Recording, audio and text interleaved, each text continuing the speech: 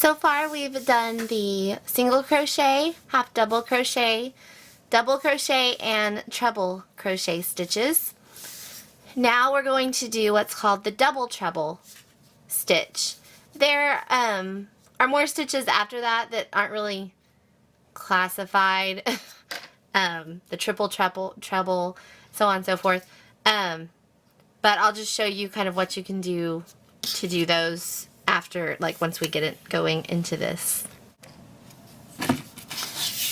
So we're going to attach the yarn to the opposite side that we ended off on, which is over here, and we'll be going into the top of the turning chain right here.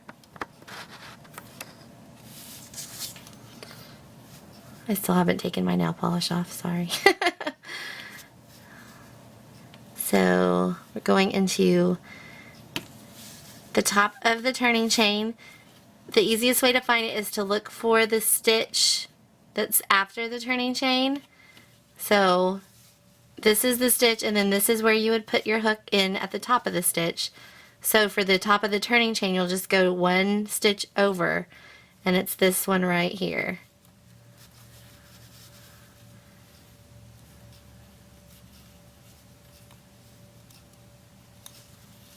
Insert your hook and loop around your new yarn and pull it through, leaving about a 5-inch length.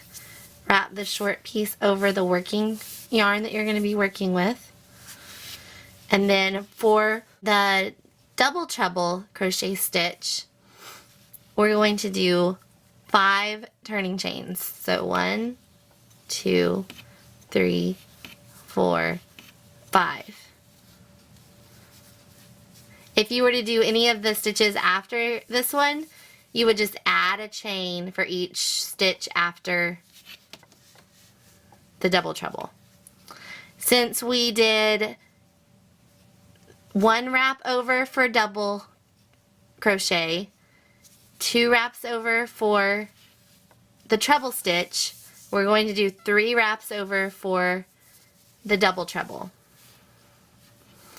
And then insert it into the next stitch. Wrap over. The rest of this is just like all of the other ones. So wrap over, pull through, make sure you're slipping down to the shank. So now we have 5 loops on the hook. These middle ones can have a tendency to get loose, so just don't let them get too loose or too tight. Wrap over, go through the first 2, wrap over, go through the second set of 2, wrap over, go through the third set of 2, wrap over, and go through the 4th set of 2. So it's basically the same pattern that we've been going over. You wrap and pull through 2, wrap and pull through 2. In the double crochet, we did that twice. In the treble, we did that 3 times. In the double treble, we do that 4 times. So let's do that again. 1, 2, 3. Insert into the next stitch, wrap over and pull through. Now we have 5 loops on our hook. Wrap over, pull through the first 2, wrap over and pull through the second 2, wrap over, pull through the third 2, wrap over, pull through the 4th set. 1, 2, 3. Insert into the next stitch, wrap over and pull through. 5 loops on the hook.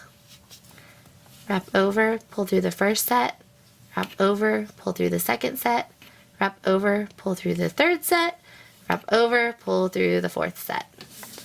So this is by far the tallest stitch so far. If you were to continue to make taller stitches, the next one would be the triple treble, and you would wrap over 4 times instead of 3. And then you continue doing that wrap, pull through 2, wrap, pull through 2, wrap, pull through 2. You could continue going, wrapping, 5 times around, wrapping 6 times around if you really wanted to. I've never really ever seen a reason to do that, but those stitches are quite possible. You just have to wrap enough times and pull through enough times.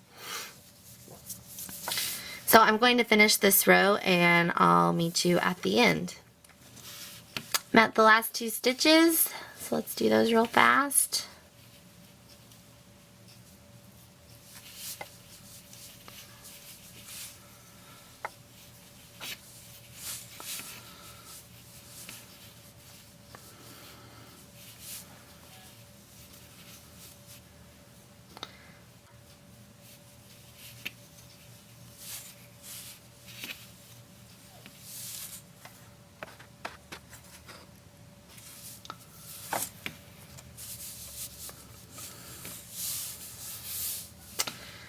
So we need 5 turning chains.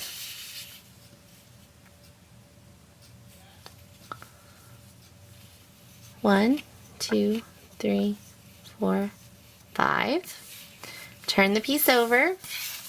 It's getting so much bigger. 1, 2, 3, and then I feel like some of you were having problems with figuring out which stitch to skip, because I said to skip the first stitch, and I think some of you are skipping this one instead of this one. So if you kind of look at your chain, I want to try to help you kind of see which stitches you're skipping. So if you look at your chain, my first little chain there got a little bit tight, so I'm going to redo that one.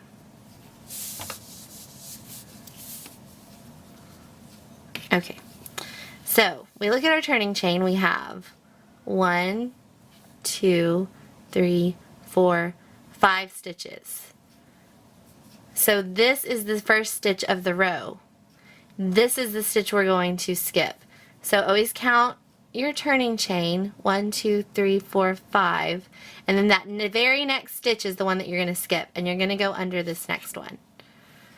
So I hope that kind of helped clarify that problem of where do I put the hook whenever I'm starting my next row.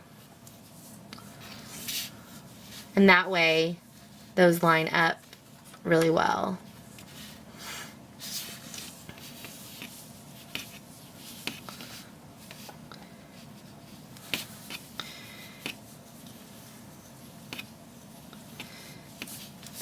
So I'm going to finish this row and show you how to stitch into the turning chain over here, and then I'll finish it off. Okay, we're at the last 3 stitches.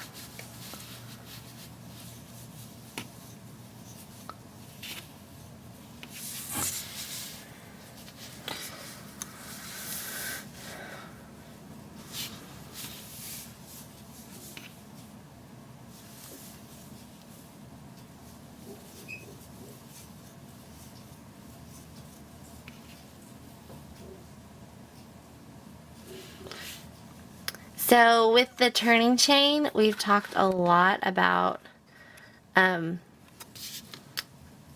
people having difficulties stitching into the turning chain, where to stitch if you can't get under the sides of the V for the next stitch. So let's kind of just go over all the ways that we've talked about. So first you can insert your hook under the 2 sides of the V, which this is the most common way. It's the way that most people use whenever they're crocheting. So that's the first way. The second way that we discussed was to just crochet into this hole down here. The third way that we talked about was to crochet into the hump in the back, which we've done in the chain at the bottom. So this is really good if you can't get it under the V from this side, you can try to get it under the hump in the back from this side.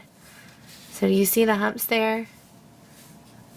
2, 3, 4, 5 down there. So you can just go under the hump. Yesterday I discovered that you can crochet under, instead of going underneath the hump, you can go underneath the hump and this side of the V that's closest to you. And that's what I'm going to do here because I really like the way that looks. And I've never tried that before, so I'm kind of digging having a new way to do that. So let's turn that over and kind of look at that again. And that's what stitching into the side of it looks like. I just think those line up so much better when you stitch into the side like that.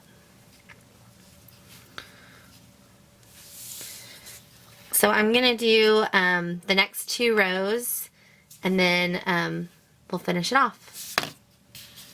Okay, we're at the last 3 stitches.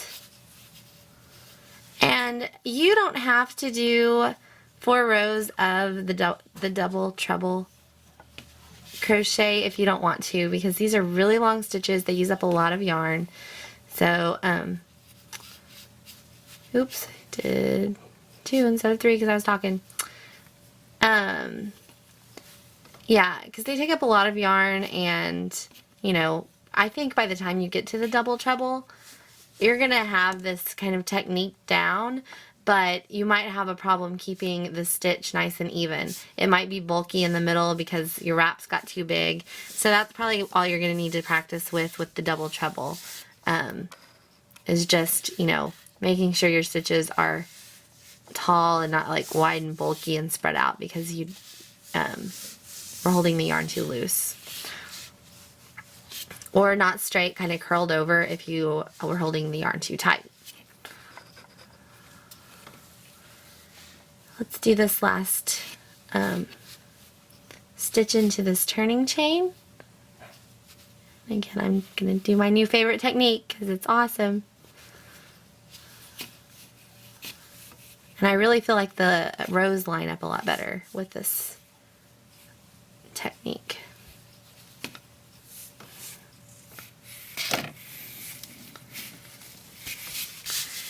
See how it just doesn't seem like there's big holes there like there was down here whenever I was doing, you know, the regular stitches.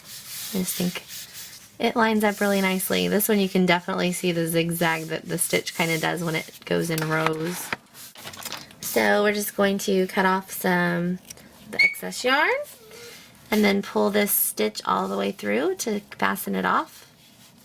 And there we have the double treble crochet.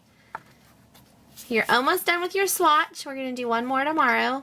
And it's really not something that you'll use a lot when you work in rows anyway. I can't even fit this on my camera. Hold on.